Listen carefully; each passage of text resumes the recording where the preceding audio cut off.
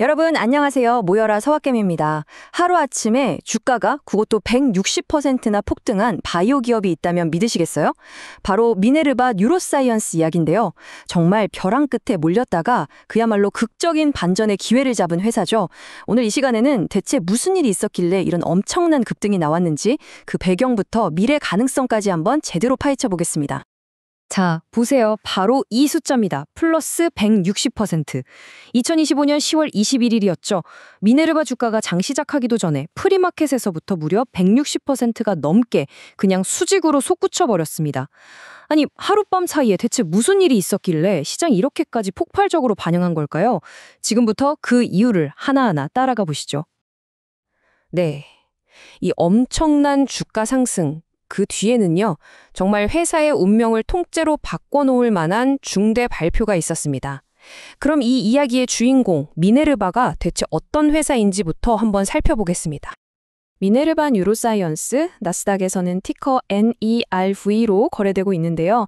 이 회사는 딱 한 군데에만 집중합니다. 바로 중추신경계, 그러니까 뇌와 관련된 질환 치료제 개발이죠. 여기에 정말 모든 걸 걸고 있는 회사라고 보시면 돼요. 근데 여기서 진짜 중요한 키워드는 바로 임상 단계라는 겁니다. 이게 무슨 뜻이냐면 아직 시장에 파는 약이 없어서 매출은 말 그대로 영원이라는 거죠.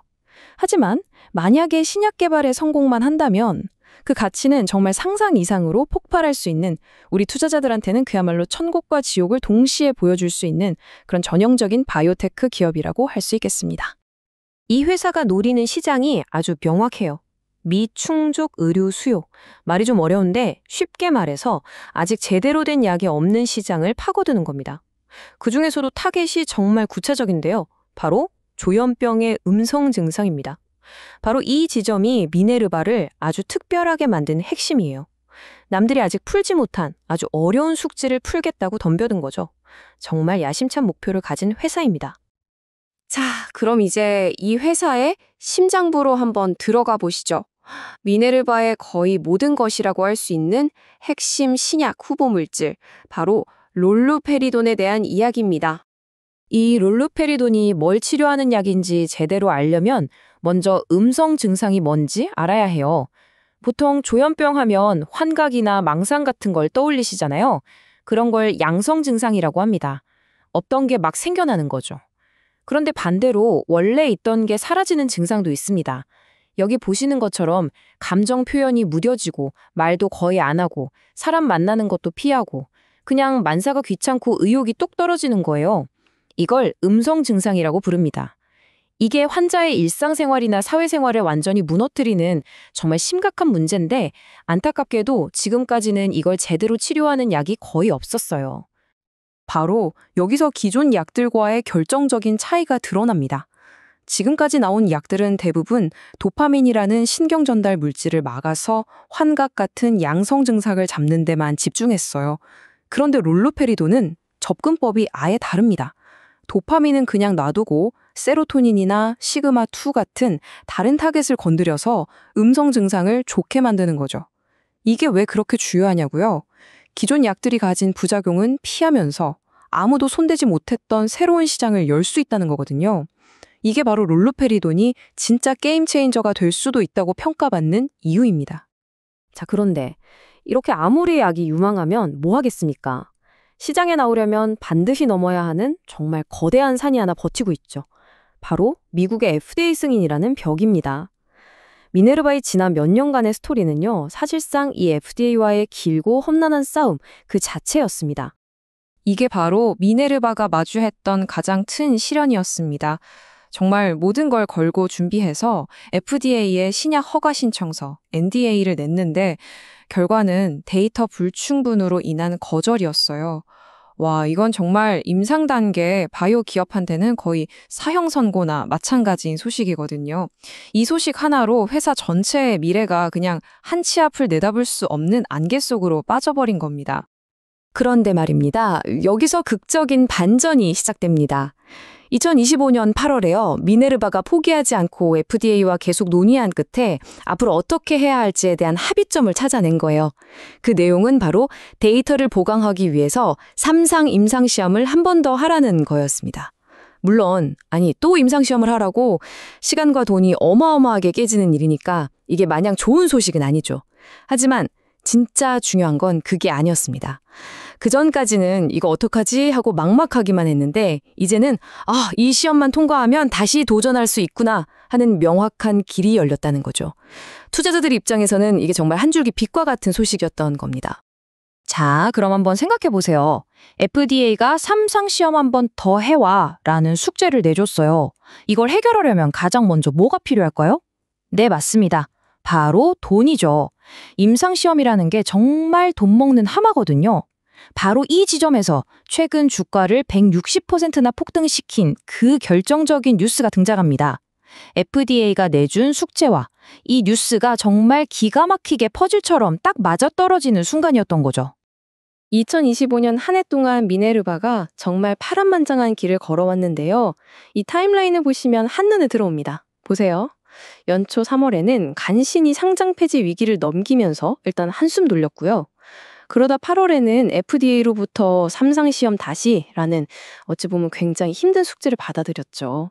그리고 마침내 10월 21일 이 모든 문제를 단번에 해결할 수 있는 열쇠, 최대 2억 달러, 우리 돈으로 무려 2,600억 원에 달하는 초대형 자금 조달 소식을 터뜨린 겁니다. 정말 이 타임라인 자체가 회사가 어떻게 위기를 기회로 바꿔왔는지를 보여주는 한편의 드라마 같지 않습니까? 이번 자금 조달 계약 내용을 뜯어보면 이게 또 꽤 재밌습니다. 2억 달러를 그냥 한 방에 다 주는 게 아니에요. 3단계로 나눠놨습니다. 일단 8천만 달러를 받아서 당장 급한 불부터 끄고요. 그 다음에 투자자들이 워런트라고 하는 미래의 주식을 살 수 있는 권리를 행사하면 8천만 달러가 또 들어오는 구조입니다. 그리고 마지막 4천만 달러는요. 신약 개발 과정에서 약속된 목표를 달성하면 주는 일종의 성공 보너스 같은 거예요. 그러니까 회사가 앞으로 잘 해나가면 나갈수록 자금이 계속 들어오는 이 회사의 미래 가치에 아주 강하게 베팅한 계약이라고 볼 수 있는 거죠. 그럼 이 엄청난 돈을 어디에 쓸까요? 그 용도는 아주 명확하게 정해져 있습니다. 첫째, FDA가 요구한 그 새로운 삼상 임상시험을 진행하는 데 쓰고요. 둘째, 시험에 성공하면 신약 허가를 다시 신청해야겠죠. 그리고 셋째, 최종 승인까지 받으면 이제 약을 팔아야 하니까 그 상업화 준비 자금으로 쓰는 겁니다. 한마디로 신약이 시장에 나오기까지 필요한 돈 걱정은 이제 거의 다 해결했다. 이렇게 보시면 됩니다. 단기적으로 돈 때문에 뭘 못할 위험은 확 줄어든 거죠. 자, 그럼 이제까지 나온 이야기들을 전부 종합해서 우리 서학개미 투자자 입장에서 미네르바를 한번 냉정하게 점검해 보겠습니다.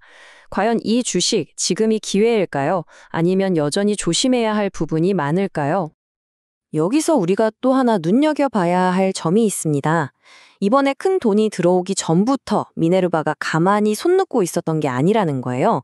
이 그래프를 보시면 분기별 손실액이 2024년 2분기 820만 달러에서 1년 만에 330만 달러까지 확 줄어든 게 보이시죠? 외부에서 돈 들어오기만 기다린 게 아니라 회사 스스로 허리띠를 졸라매면서 비용 관리를 아주 타이트하게 해왔다는 뜻입니다. 이건 경영진이 회사를 효율적으로 운영하려고 노력하고 있다는 아주 긍정적인 신호로 볼 수 있겠죠? 자, 그럼 미네르바에 대한 투자 포인트를 강점, 약점, 기회, 위협 4가지로 딱 정리해 보겠습니다. 먼저 강점. 뭐니 해도 아무도 못 건드렸던 음성 증상을 노리는 차별화된 약물, 그리고 FDA와 길을 서놨다는 거. 마지막으로 이 모든 걸 실행할 돈이 생겼다는 점이죠. 반면에 약점도 분명합니다. 아직 매출 0원에 계속 돈을 까먹고 있다는 점, 그리고 가장 근본적인 리스크, 임상시험은 언제든 실패할 수 있다는 거죠. 하지만 기회는요? 정말 어마어마합니다. 성공만 하면 약 10조 원이 넘는 거대한 시장에 뛰어들 수 있으니까요. 마지막으로 위험 요인. FDA 승인이 또 미끄러지거나 갑자기 강력한 경쟁자가 나타나거나 아니면 아까 말씀드린 워런트 행사가 잘 안 돼서 추가 자금 조달에 차질이 생길 수도 있다는 점 등은 계속 지켜봐야 합니다. 결국 모든 이야기는 이 하나의 질문으로 귀결됩니다. 생존에 필요한 정말 막대한 실탄을 손에 쥔 미네르바. 과연 이들은 마지막 고비인 삼상 임상시험이라는 문턱을 무상히 넘고 수많은 환자들이 애타게 기다리는 이 혁신적인 약을 세상에 내놓을 수 있을까요? 그 결과에 따라 이 회사의 미래는 정말 천국과 지옥, 극과 극으로 갈리게 될 겁니다. 오늘 저희가 준비한 분석이 여러분의 현명한 투자 판단에 조금이나마 보탬이 되었으면 좋겠습니다. 오늘 내용이 도움이 되셨다면 구독과 좋아요 꼭 부탁드립니다. 감사합니다.